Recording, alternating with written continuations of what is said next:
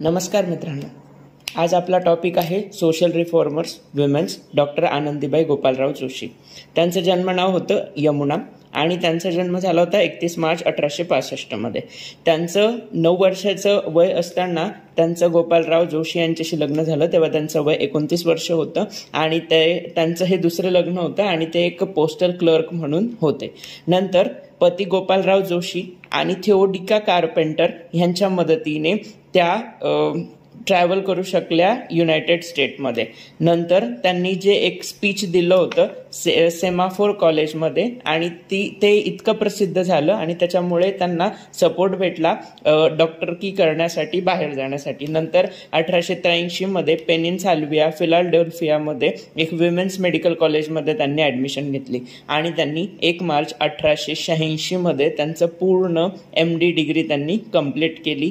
आणि नंतर त्यांचा जो थेसिसचा विषय होता तो होता ॲब्स्टेट्रिक्स अमंग द आर्यन हिंदूज, म्हणजे आर्यन महिलांमध्ये ज्या गरोदरपणाचे लक्षणं होते, पद्धती होता, त्याबद्दलचा त्यांचा थेसिसचा विषय होता। नंतर त्या इंडियाच्या पहिल्या विमेन डॉक्टर होत्या आणि she died at 17 February 1887 due to the tuberculosis.